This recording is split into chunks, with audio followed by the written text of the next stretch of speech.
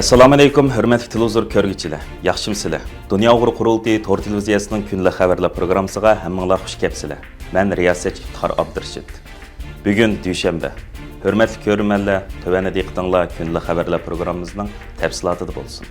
Dünya Uyghur Qurultiyi 15-iyun kuni Sharq Turkiston Milliy Ozodlik harakati tarixida o'chmas iz qoldirgan 1988-yildagi 15-iyun o'quvchilar harakatining 37 yillik munosabati bilan maxsus bayonot e'lon qilib, Xitoyning Uyg'urlarga elib berayotgan kamsitish, besim va adolatsizlik siyosatining 37 yil burunmi mavjud ekanligini, bugungi kun kelganda Xitoyning bu siyosatini irqiy qirg'inchilik aylantirganligini ta'kidlash bilan birga, ayni chog'dagi milliy harakatga boshlamchilik qilgan va qatnashgan fidokorlarga cheksiz hurmatini bildirganligini ifoda qildi.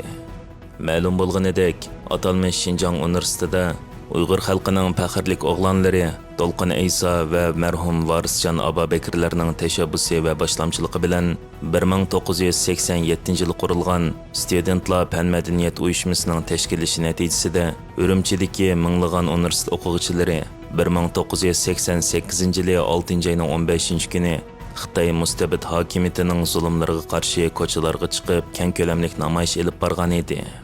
Ushbu namoyish 1985-yili 12-dekabr ilib berilgan o'quvchilar namoyishidan keyingi yana bir qatimliq zo'r ko'lamlik harakat bo'lib, ayni vaqtda Xitoy hokimiyatini ko'p aloqazada qilgan va Sharq Turkiston xalqining milliy uyg'onish harakatiga turtki bo'lgan. Natijada mazkur harakatni qo'zg'agan Studentlar fan madaniyat uyushmasining raisi To'lqin Ayso, bosh kotibi Varisjon Abobakir qatorliq yetakchilar oliy maktabdan qo'g'langan. Ko'pligan o'quvchilar jazolangan edi. Mazkur harakatni qo'zg'agan ayni vaqtdagi Studentlar fan madaniyat uyushmasining raisi To'lqin Ayso apandi 37 yil burun yuz bergan milliy kamsitishga qarshi turish harakati to'g'risida stansimizga ma'lumot berib, mundaq dedi. Bu 1985-yili 12-oyning 12-kuni yuz bergan o'quvchilar harakatidan keyingi eng cho'ng voqea hisoblanadi. Ko'zni yumib boshqacha 37 yil bo'libdi. Ayni zamon bilan hozirgini solishtirsak, bu zulm, bu kamsitish, bu nohaqchilik, Xitoyning Uyg'urlarga ilib berayotgan bu besimi buningdan 37 yil ilgirmi mavjud edi. Bugungidan farqi nima desangiz, biz o vaqtlarda o'quvchilar haq va huquqimizni talab qilib, ko'chalarga chiqib namoyish qilib, Xitoy hukumatini ustalga ilib kelgan edik. Namoyish tushdan keyin soat 2 da boshlangan edi.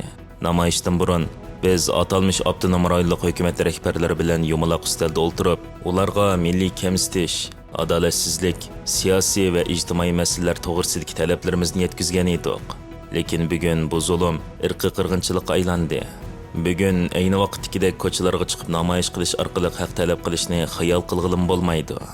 To'lqin Ayso apandi o'quvchilar harakatiga qatnashgan sabtdoshlar haqida ma'lumot berib, ba'zilarining hozir chet elda da'voning oldingi safida xizmat qilayotganligini, ba'zilarining turmada ekanligini, Varisjon Abobakirning bo'lsa 2019-yili 11-oyda Xitoyning jazo lageridan qo'yib berilib, shu yili 24-noyabr kuni noma'lum kasallik sababidan Urumchida qazo qilganligi, hayotdagilarga salomatlik, olamdan o'tganlarning yotgan joyining jannati bo'lishini tilaydiganligini bayon qildi.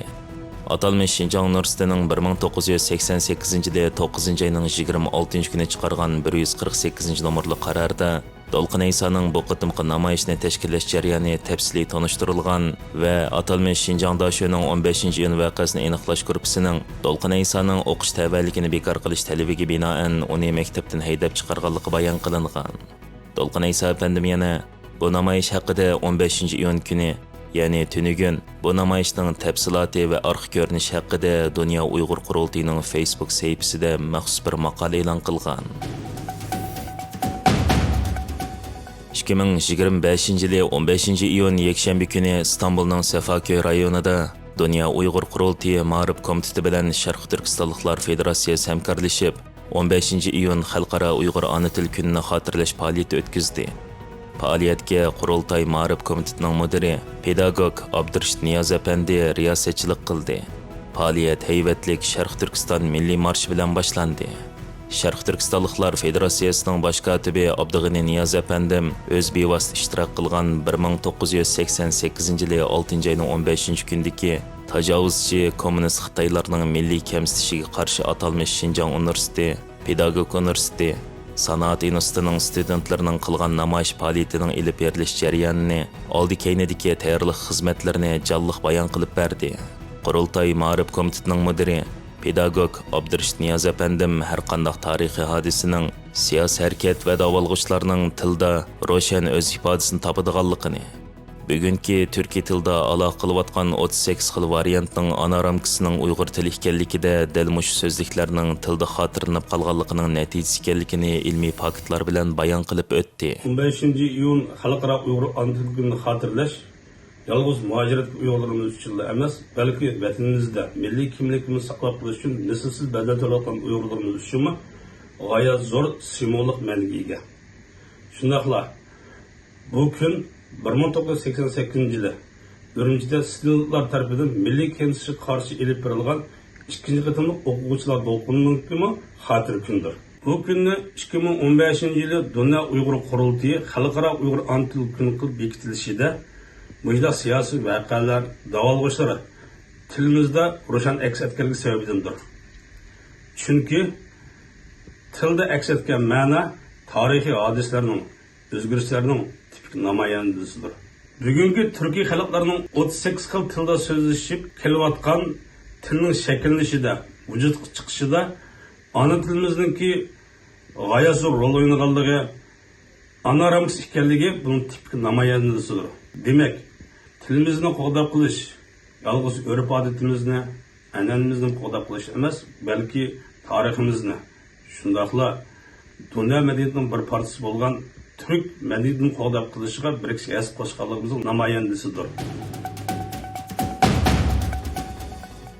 Yaqında Amerikaning dunyoga tanilgan tadqiqot markazlaridan Hudson institutida Dunyo Uyg'ur qurultiyi ijroiya komitetining raisi va Uyg'ur harakati tashkilotining boshlig'i Roshan Abbos xonimning kurash hayoti tasvirlangan Tiz bitmas bir Uyg'urning erkinlik yo'lidagi kurashi nomli kitobining inglizcha nusxasining tarqitish marosimi o'tkazilgan.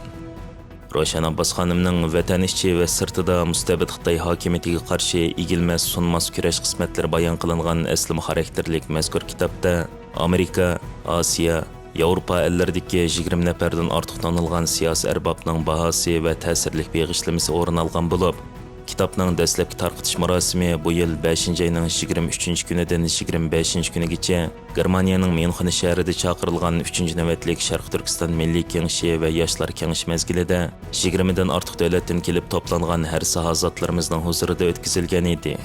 Hudson institutida o'tkazilgan marosimga Amerika Avam palatasining g'olliq a'zolaridan Tom Suzy, Young Kim, Joe Wilson, Amerika Demokratiyani ilgari surish fondi, ya'ni NEDning raisi Damon Wilson, Xalqaro Optimum nashriyatining direktori Dan Baxendale, Hudson institutining oliy darajalik tadqiqotchisi Oliver Enos qatorliqlarni o'z ichiga olgan ko'p sonda yuqori darajalik arbob bevosita qatnashib, o'zining barliqini Uyg'ur xalqining erkinlik va hurlik ko'rishiga atagan va bu sharafli yo'lda zo'r fidokorliklarni to'lab kelgan Roshan Abbos xonimning yangi kitobini tabriklash bilan birga o'zlarining Uyg'ur xalqiga bo'lgan qo'llashini ifoda qilishdi.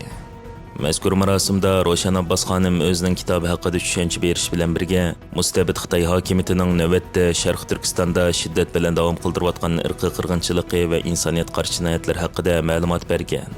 Yig'inda yana Uyg'urlarning navbatdagi vaziyati va Xitoyning jinoiy qilmishlarini to'sib qilish uchun xalqaro jamoatchilikni qanday safarbarlikka va amaliy harakatga keltirish, Xitoyni jinoiy javobgarlikka tortish uchun qanday qadamlarni besish masalasi haqida maxsus muhokama olib bordi.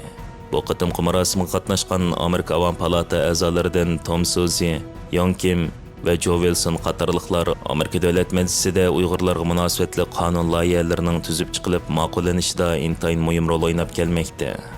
6-ayning 12 kuni Avam palata a'zosi Joe Wilson, Raja Krishnamurti, Ro Khanna, Tom Suzy, Young Kim qatorliq AQShning muhim davlat arboblari, Qurultayning oliy maslahatchisi va Uyg'ur akademiyasining raisi Dr. Rishad Abbos afandimning navbatda Xitoyning turmusida begunoh tutib turilayotgan singlisi va Roshan Abbos xonimning hadisi Dr. Gulshan Abbos xonimning tug'ilgan kuni munosabati bilan maxsus so'z elishib, mustabid Xitoy hokimiyatining Uyg'ur xalqi ustidan rayimsizlar churgizayotgan irqiy qirg'inchilikqa qattiq la'nat o'qish bilan birga Xitoy hukumatidan Dr. Gulshan Abbosni o'z ichiga olgan begunoh Uyg'urlarni darhol shartsiz qo'yib berishga chaqirishgan. Ular so'zlarida yana Erkin Osiyo radiosiga bo'lgan qo'llashini alayda tilga ilib o'tgan.